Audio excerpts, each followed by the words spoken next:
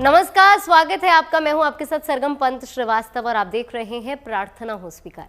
देखिए, एकादशी का व्रत सर्वोत्तम माना जाता है। उसमें भी निर्जला एकादशी को परम कल्याणकारी कहा जाता है। निर्जला का अर्थ होता है बिना जल के, अर्थात इस व्रत में ना तो जल ग्रहण करते हैं और ना ही भोजन।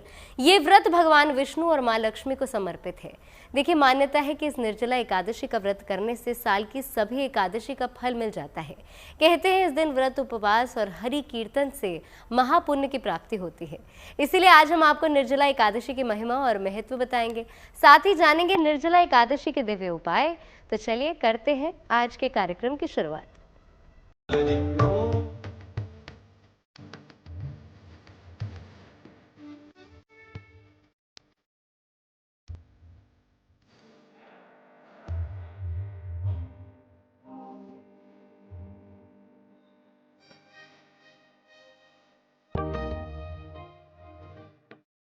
निर्जला एकादशी पर हर कामना होगी पूर्ण।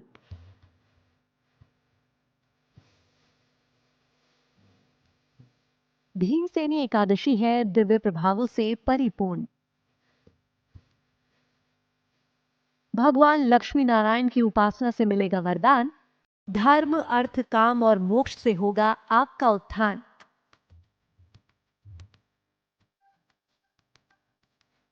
माना जाता है कि निर्जला एकादशी का व्रत ज्येष्ठ मास के शुक्ल पक्ष की एकादशी तिथि को किया जाता है।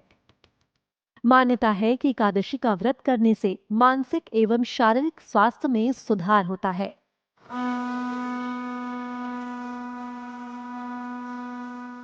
निर्जला एकादशी को भीमसेनी एकादशी या पांडव एकादशी भी कहते हैं, जिससे जुड़ी है द्वापर युग की कथा, जब महाबली भीम ने भी अपने भूख को तप से अपने वश में कर लिया था। माना जाता है कि निर्जला एकादशी व्रत के बारे में महर्षि वेदव्यास ने पांडवों को बताया था। इस व्रत की पौराणिक मान्यता यही है कि निर्जला एकादशी का व्रत करके साल की बाकी एकादशी के व्रत का पुण्य पाया जा सकता है। निर्जला एकादशी इस वर्ष 25 जून 2026 को पड़ रही है। यह ज्येष्ठ मास शुक्ल पक्ष की एकादशी को पड़ती है। इस एकादशी का महत्व यह है कि बिना जल के, बिना अन्न के व्रत किया जाता है। और अब आजकल के समय में तो जल और बहुत ही ज़रूरी हो गया है, नहीं रहते, लेकिन पहले के समय में निर्जल रहते रहे, बिना जल तक नहीं ग्रहण करते हैं। यह 24 एकादशियों में, पूरे वर्ष में 24 एकादशी होती है, जिसमें से निर्जला एकादशी सबसे कठिन और सबसे प्रभावशाली यह एकादशी मानी जाती है। ज्येष्ठ शुक्ल पक्ष की एकादशी तिथि को निर्जला एकादशी कहा जाता है। भीम ने एकमात्र उसी उपवास को रखा था और मूर्छित हो गए थे। इसको भीमसेनी एकादशी भी कहा जाता है। इस दिन बिना जल के उपवास रहने से साल की सारी एकादशियों का पुण्य फल प्राप्त हो जाता है। धर्म, अर्थ, काम और मोक्ष चारों पुरुषार्थों की प्राप्ति भी होती है। इस दिन अच्छे स्वास्थ्य और सुखद जीवन की मनोकामना पूरी की जा सकती है। माना जाता है कि निर्जला एकादशी के इस व्रत का पारण द्वादशी की तिथि पर किया जाता है। अब ऐसे में सवाल ये है कि निर्जला एकादशी व्रत अगर आप करने वाले हैं तो क्या है इसकी सही विधि और कौन सी है? पूरे दिन सूर्योदय से सूर्यास्त के बीच में आपको कुछ भी अन्न, जल, फल, फूल, मीठा कुछ भी नहीं ग्रहण करना है। भगवत भजन करना है। भगवान श्री विष्णु का मंत्रों का जाप करना है। उसमें नमो भगवते वासुदेवाय है। ये मंत्र सबसे सरल और आसान है। अधिक से अधिक समय में आप भगवत भजन करिए और व्रत रखिए। सुबह स्नान के निवृत्त होकर साफ कपड़े पहने और व्रत का संकल्प लें। पीले कपड़े पहनकर भगवान विष्णु और माँ लक्ष्मी की पूजा करें। उन्हें पीले फूल, पंचामृत और तुलसी दल अर्पित करें। श्री हरि और माँ लक्ष्मी के मंत्रों का जप करें। विष्णु सहस्त्रनाम और ओम नमो भगवते वासुदेवाय मंत्र का जाप करें। किसी गरीब को जल, अन्न, वस्त्र, जूते या छाता दान करें। जरूरत पड़ने पर इस दिन जली या बहुत कम लोग रहते हैं जल ग्रहण करते हैं, फल फूल अन्न खाते हैं, अन्न नहीं खाते, फल फूल फलाहार खाते हैं। तो उसमें जो भी चीज़ आप खाने का विचार हो या खाने का मन हो, वही चीज़ आप उसको दान करके, मन संकल्प करके किसी योग्य ब्राह्मण को देना चाहिए। उसमें फल फूल है, मिष्ठान है, चीनी है, पानी है, पंखा है, ये मुख्य रूप से है। इस दिन केवल जल और फल ग्रहण करके उपवास रखें। प्रातः और सायंकाल अपने गुरु या भगवान विष्णु की उपासना करें। रात्रि में जागरण करके श्री हरि की उपासना अवश्य करें। इस दिन ज्यादा से ज्यादा समय मंत्र जाप और ध्यान में लगाएं। जल और जल के पात्र का दान करना विशेष शुभकारी होगा। ध्यान रखें कि निर्जला एकादशी के कुछ नियम और सावधानियां भी हैं, जिनका पालन करना भी बेहद आवश्यक है। तो आखिर वो कौन सी सावधानियां और उपाय हैं, ये हम आपको आगे बताने वाले हैं। आप बने रहिए प्रार्थना हो स्वीकार के साथ। कहते हैं कि एकादशी का व्रत रखने से शारीरिक और मानसिक समस्याएं दूर हो सकती हैं। इस दिन कुछ खास प्रयोगों से आप मनचाहा वरदान पा सकते हैं। यही नहीं, इस दिन एक महा उपाय करने से आप धन से जुड़ी बाधा को भी दूर कर सकते हैं। लेकिन इसके लिए व्रत के नियम और सावधानियों को ध्यान में रखना भी बेहद जरूरी है। कौन सी है ये सावधानियां, आइए आपको बताते हैं।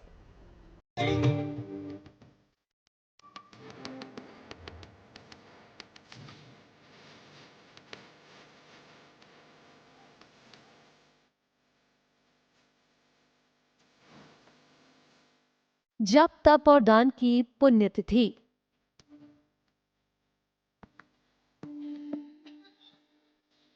हर संकट को दूर करेगी निर्जला एकादशी।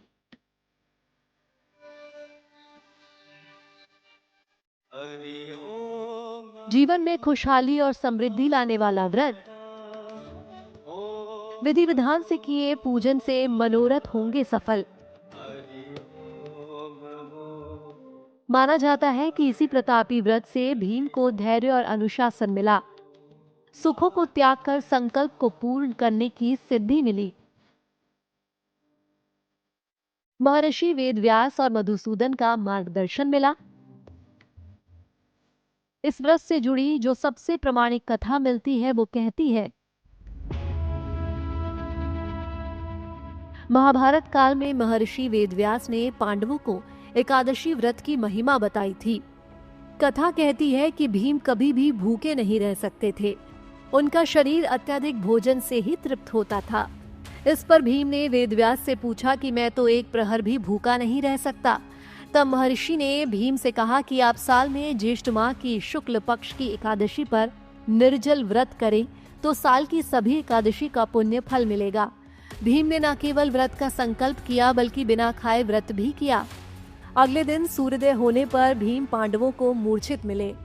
व्रत में भोजन न करने और जल ग्रहण न करने से भीम मूर्छित हो गए, जिसके बाद पांडवों ने भीम को तुलसी दल, गंगा जल और पंचामृत पिलाकर उनकी मूर्छा दूर की। तभी से इस एकादशी को भीमसेनी एकादशी या पांडव एकादशी भी कहते हैं। महाभारत काल में भीम पांडु पुत्र भीमसेन की जठराग्नि शुरू हुई थी। उसकी तीव्रता को भूख सहन नहीं कर पाए रहे थे। उनकी भूख की तीव्रता को सहन करने के लिए माता कुंती और पांडवों ने एकादशी का व्रत किया और उसी एकादशी के व्रत के प्रभाव से इनकी जो जठराग्नि थी, जो इनकी भूख थी, वह शांत हुई। इसी दिन से यह कथा का महत्व बढ़ने लगा। सनातन संस्कृति में माना जाता है कि किसी भी खास दिन को ईश्वर के नाम समर्पित करके उपवास करना एक खास धार्मिक और शारीरिक प्रक्रिया है। निर्जला एकादशी के दिन श्री हरि और माँ लक्ष्मी को आप प्रसन्न कर लीजिए, लेकिन इस दौरान कुछ सावधानियों का ध्यान भी आपको रखना होगा। इस दिन अन्न का सेवन न करें। स्वास्थ्य की समस्या है तो सात्विक आहार लें। अगले दिन बिना दान किए व्रत न खोलें। गुस्सा, निंदा और आलस से बचें। चावल का सेवन बिल्कुल ना करें। एकादशी में नमक का भी सेवन नहीं करना चाहिए। तुलसी में जल ना दें।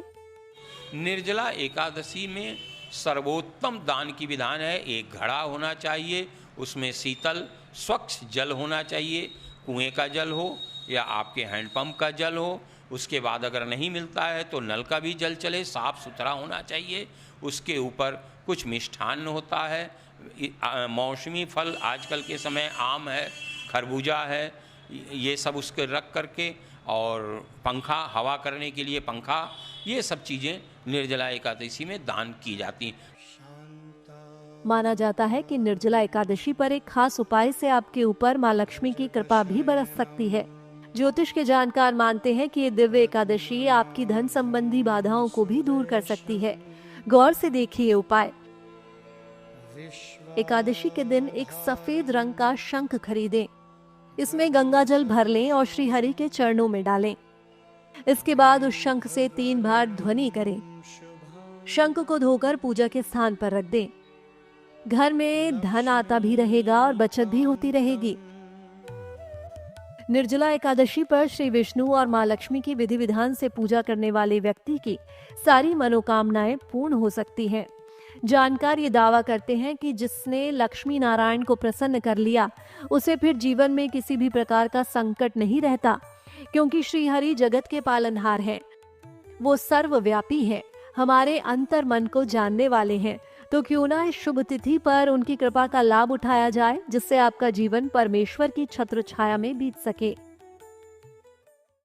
हम आपको निर्जला एकादशी की महिमा और इसके दिव्य प्रयोग बता रहे हैं।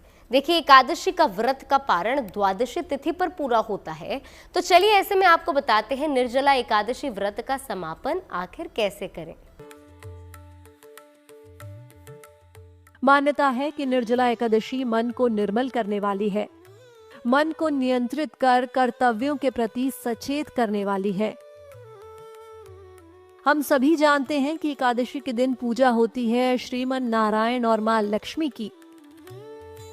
धर्मशास्त्री बताते हैं कि अगर आपने साल भर में एक भी एकादशी का व्रत नहीं किया और मात्र निर्जला एकादशी का व्रत आप विधि विधान से कर लेते हैं, तो इससे न केवल आपको सभी एकादशी का फल मिल जाता है, साथ ही आपके जीवन के पाप संताप भी मिट जाते हैं। निर्जला एकादशी के दिन सबसे सरल ओम नमो भगवते वासुदेवाय का मंत्र का ही जप किया जाता है। उसके बाद हरे कृष्ण हरे कृष्ण का मंत्र का जाप किया जाता है, राम राम का मंत्र का जाप किया जाता है, और ओम नमो नारायण विद्महे महादेवाय धीमहि तन्नो विष्णु प्रचोदयात्, ये नारायण का बीज मंत्र है, गायत्री मंत्र है, इसका मंत्र का भी जाप किया जाता है। ज्योतिष के जानकार बताते हैं कि पूर्णिमा के बाद एकादशी ही एकमात्र ऐसा व्रत है जिसका प्रभाव शरीर और मन पर पड़ता है, और निर्जला एकादशी सबसे फलकारी मानी गई है। इस व्रत से जुड़ी एक खास बात यह भी है कि इसका समापन भी एक खास तरीके से किया जाता है। तो चलिए आपको बताते हैं कि कैसे करें इस परम प्रतापी व्रत का समापन। व्रत 24 घंटे का होता है। सूर्योदय से सूर्यास्त तक कोई भी व्रत की मान्यता होती है, तो एकादशी का व्रत भी सूर्योदय से पूर्व से शुरू होता है और दूसरे दिन सूर्योदय के बाद इसकी पारण किया जाता है। सूर्य उदय हो जाए दूसरे दिन, तब आप उसको स्नान ध्यान करके कुछ अन्न भगवान को अर्पित करके फिर अपने ग्रहण करें, तब इस प्रकार उनका पारण किया जाता है। व्रत के अगले दिन सुबह स्नान करके सूर्य को अर्घ्य दें। गरीबों को अन्न, वस्त्र और जल का दान करें। फिर नींबू पानी पीकर व्रत समाप्त करें। पहले हल्का भोजन करें तो उत्तम होगा। ये एकादशी सौभाग्य और पुण्य प्रदान करने वाली है। माना जाता है कि इस एकादशी पर प्यासे लोगों को पानी पिलाने से भी लाभ होता है। साथ ही इस दिन किए गए कुछ विशेष महा उपायों से आपको अच्छी सेहत के साथ साथ उत्तम सौभाग्य का वरदान भी मिल सकता है। तो आप भी इस मंगलकारी तिथि पर जीवन की समस्याओं का समाधान कर लीजिए और अपने जीवन को धन्य कर लीजिए। तो चलिए, हम तो यही आशा करते हैं कि श्री हरि की कृपा आप पर यूं ही बरसती रहे। लेकिन फिलहाल वक्त हो चला है आप सभी से अलविदा कहने का। बाकी देश और दुनिया की तमाम बड़ी खबरों के लिए आप जुड़े रहिए गुड न्यूज टुडे के साथ।